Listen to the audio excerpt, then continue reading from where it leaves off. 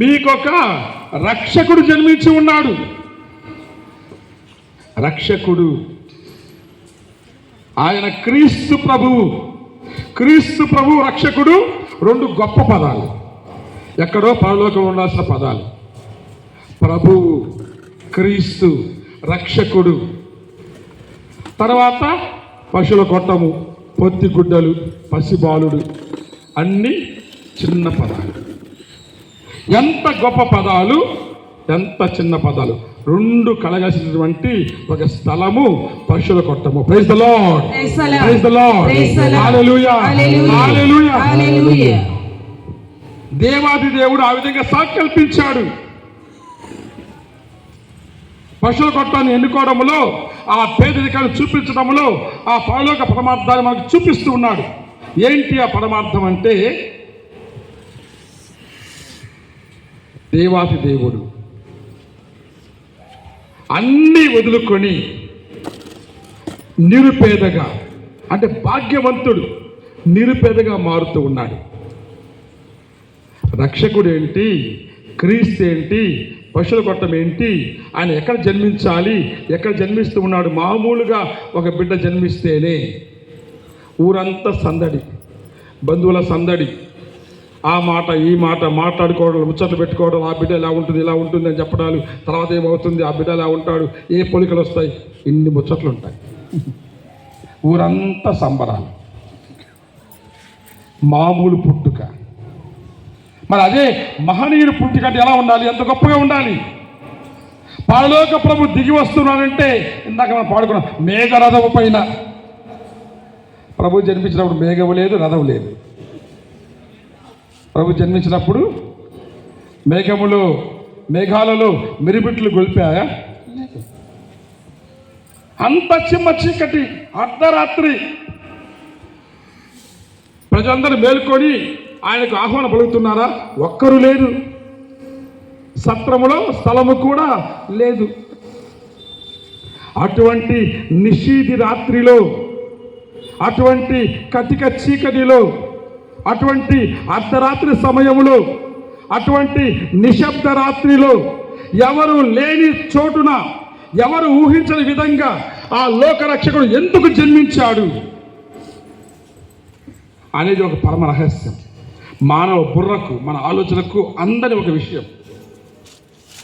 సర్వశక్తిమంతుడు, సర్వంతర్యామి, సర్వజ్ఞాని, సర్వమును కలిగించిన వాడు, ఒక్క మాటతో సర్వాన్ని చేసిన వాడు తన కుమారునికి ఒక చిన్న గుడిసెను ఏర్పాటు చేయలేడా?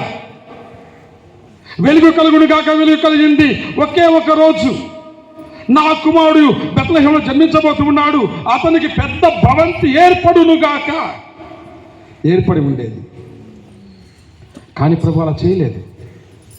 తన కుమారుడు ఈ పరలోక వైభవాన్ని వదులుకోవాలి, ఈ దైవత్వాన్ని ప్రక్కకు నెట్టివేయాలి, పరలోక సింహాసనాన్ని వదులుకోవాలి, ఈ మహిమలను కీర్తన వదులుకొని ఏమి లేని వానిగా నిరుపేదగా జన్మించాలి.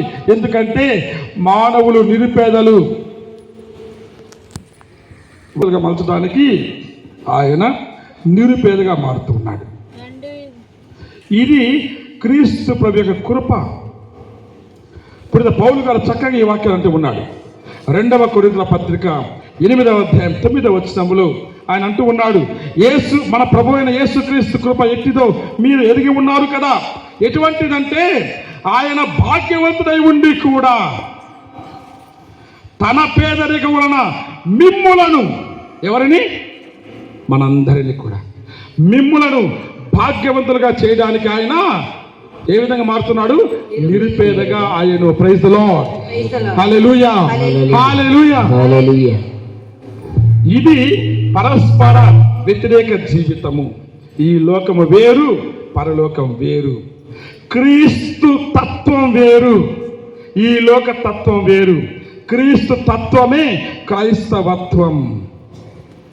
అంటే అన్ని వదులుకొని నిరుపేదగా మనం మారినప్పుడే మనకు పరలోక సోపానం లభిస్తుంది. సంపదలన్నీ శాశ్వతం కాదు, ఏది మన వెంట రాదు, ఎవరు మనకు తోడుగా రారు. ఇవన్నీ ఉన్నా సరే వాటికి దూరంగా, అతీతంగా జీవించడమే క్రైస్తవ జీవితము, క్రీస్తు జీవితము. నక్కలకు బొరియలు ఉన్నాయి, ఆకాశ పక్షులకు గూళ్ళు గలవు, కానీ మనుషులకు బలనికి దాచునట్టుకు స్థలము లేదు. పుట్టినప్పుడే పోయేటప్పుడు ఉంటుందా? పుట్టినప్పుడు లేదు, జీవించినప్పుడు లేదు, కల్వరి కొండల్లో కూడా స్థలం లేదు. ఎంత కఠినమైనటువంటి పేదరికం పిల్లరా. అటువంటి పేదరికంలో జన్మించి ఈ లోకాన్ని రక్షిస్తూ ఉన్నాడు. Praise the Lord, praise the Lord, hallelujah, hallelujah. పొత్తి గుడ్డలలో చుట్టబడి పశుల పాకలో పరుణ పెట్టబడినటువంటి ఆ బాలుడు ఎవరు? మీ కొరకు నేడు రక్షకుడు జన్మించి ఉన్నాడు. ఆ బాలుడు మామూలు వ్యక్తి కాదు. చిన్నవాడిగా కనిపిస్తూ ఉన్నాడు, పేదవాడిగా కనిపిస్తూ ఉన్నాడు, అనామకుడిగా కనిపిస్తూ ఉన్నాడు, అజ్ఞానంగా కనిపిస్తూ ఉన్నాడు, అంధకారంలో కనిపిస్తూ ఉన్నాడు, చీకటిలో కనిపిస్తున్నాడు. కానీ ఆయన లోకములకు వెలుగై ఉన్నాడు. పరలోక జ్ఞానాన్ని పంచడానికి పేదవానిగా జన్మిస్తూ ఉన్నాడు. పరలోకానికి మార్గాన్ని చూపించడానికి నిరుపేదగా పరమార్థాన్ని చూపిస్తూ ఉన్నాడు. అతడు లోక రక్షకుడు. మరి ఈరోజు ప్రియులారా, క్రీస్తు జయంతి పండుగ రోజు మనము ఎటువంటి విధానాన్ని అలవర్చుకుంటూ ఉన్నాము? పౌరుషంతో గొడవలు, కొట్లాటలు, విభజనలు, పెత్తనం చేస్తూ ఉన్నాము.